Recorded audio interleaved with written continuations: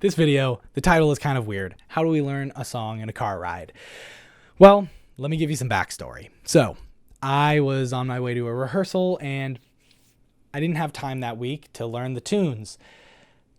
All I had was a 30-minute car ride to where the rehearsal was. So, I listened to the tunes in the car ride on my way there, and that's what I did. That's all I had to go on to learn all the songs. And I did all right. I played okay at the gig. So how did I do that? How did I go about figuring out the songs in a 30-minute car ride? Well, that's what we're going to talk about. Let's get into it. Hey, I'm Isaac Schanno Johnson. If you don't know me, I'm a musician, composer, producer, and I make videos about all that fun stuff. Music composition, music production. So make sure you hit that subscribe button to see videos like this in the future. I've got 5 different steps that you can take, 5 different tips I have for how you can learn to play a song in a car ride when you don't have time to learn your music for a rehearsal, but you still have to play for that rehearsal and you're super stressed out. So let's get into what those tips are.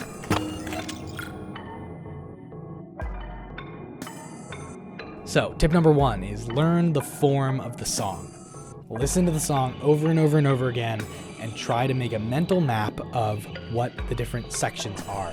Maybe the song is chorus, verse, chorus, verse, chorus, chorus. Maybe the song is A, B, A.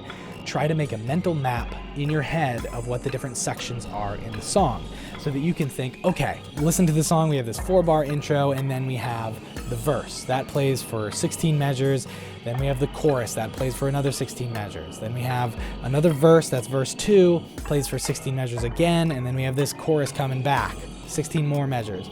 Now we have a bridge, 16 measures again, and then we have the chorus twice at the end, a total of 32 measures. I know it's a lot of numbers, a lot of math, but try to listen to the song enough where you can remember the different sections of the song. So that you can sing along to it, so that you can hum along to it as you listen to it, and so that you could get a pretty good idea of what the song is as you're singing it on your own without the recording. That's what you want to be able to do. Think about the different repeatable sections in a piece of music. That's tip number 1. That might take 5 listenings. That might take a number of listenings to really be able to pick out those different sections. But the more you do it, the better and faster you will get at doing this, to the point where you'll be able to figure out the form for a song after one pretty concentrated listening. And then that step is already done. So that's the first step.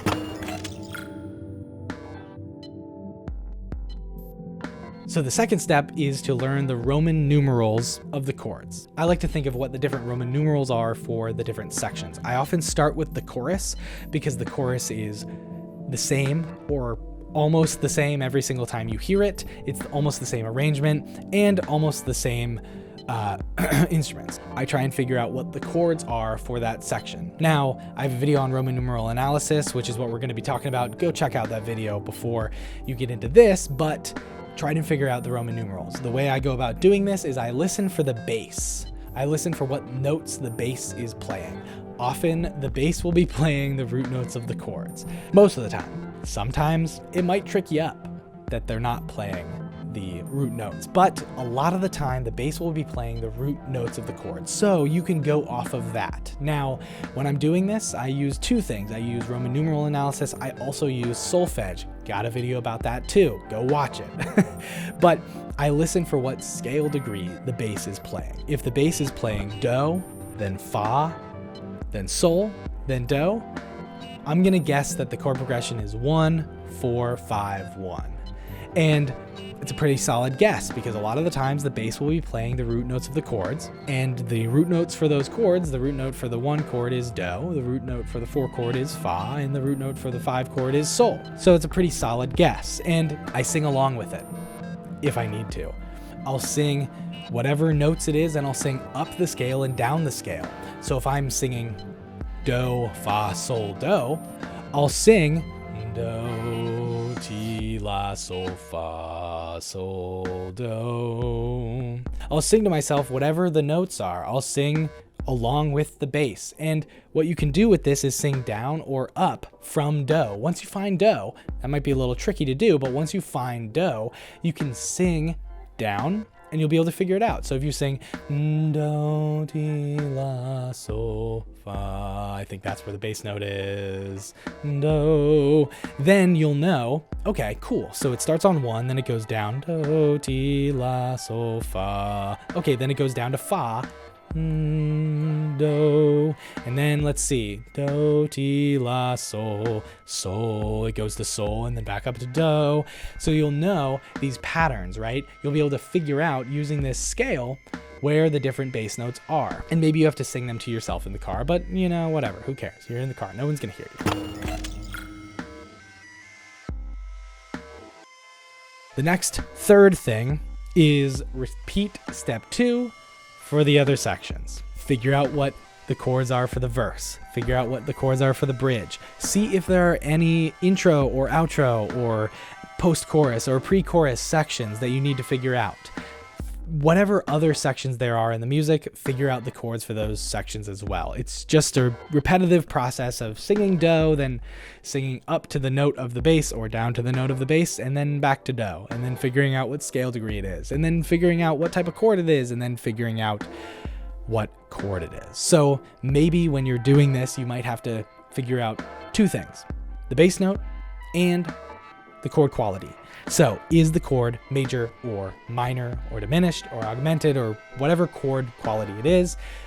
Try and figure that out. Now, this is something you kind of need to be able to do before getting into all of this, but you can, to an extent, guess as you're doing this, right? Does it sound happy? Does it sound sad?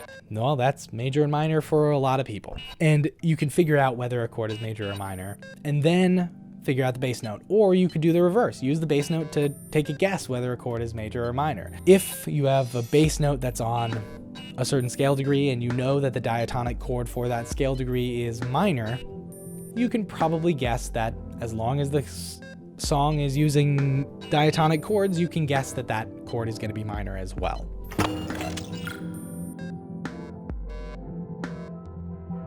The next thing we can do is to figure out what the melody is. Now, you might not need to do this all the time, depending on what the gig is, but something that's really useful is figuring out how to play the melody on your instrument. Now, this might mean using solfege and scale degrees or something. Got a video on it, check it out.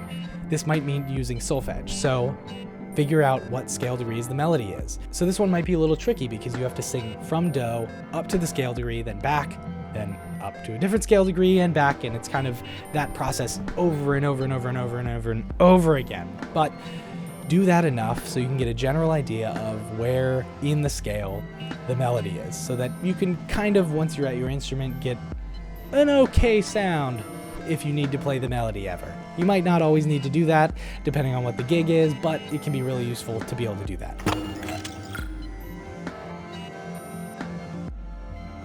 Next thing, visualize playing it on your instrument. This one sounds kind of silly. It sounds kind of redundant, but imagine yourself playing it. This one can help a lot if you don't have much time to warm up or to practice the song before you need to rehearse. So imagine how exactly you're going to play it. Maybe you want to use certain chord voicings on guitar or piano. Maybe you want to use certain articulations when you're playing the melody. Imagine yourself doing that in your head before you have to do it. It can kind of be a way to pre-practice the song, because then it'll give you an idea of what it'll feel like, what it'll sound like, what it'll be like when you're playing it in that room, in that rehearsal. Visualize yourself playing it. Visualize every tiny detail you can. If that's a specific voicing, visualize that. If that's a specific accompaniment pattern or a strumming pattern, imagine that. Whatever it is, imagine it. Articulations, dynamics, the type of pick you're going to be using, the type of strings you're going to be playing on if it's guitar, the type of piano you're going to be playing on if it's piano,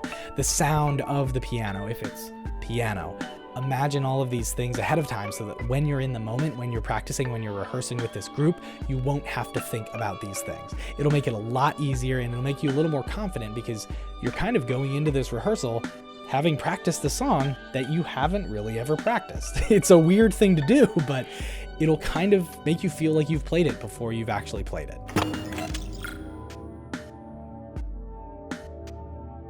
Okay, the last step is once you're there at the rehearsal, figure out the key.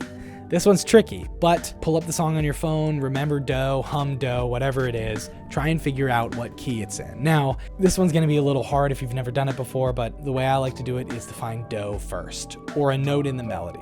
So I hum that note, and then I try and find that note on piano or guitar, and then there we go, I reorient everything to be around that key. So I don't have perfect pitch like Charlie Puth does, but you could still get around that by playing that note or humming that note and then figuring it out on your instrument. You might have to try a few different notes. It might sound a little weird, might sound like you're playing an atonal piece of music, but try to figure out what that note is, reorient everything to be around that note in that scale, and then you'll have all the song done.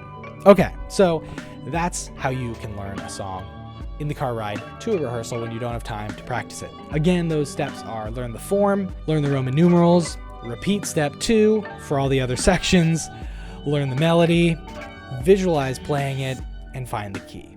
All right, that's it for this video. I hope you found it useful. I hope you enjoyed it. I hope you learned something about music. Make sure you hit that subscribe button, hit that like button, and as always, thank you for watching. I will see you next time. Peace.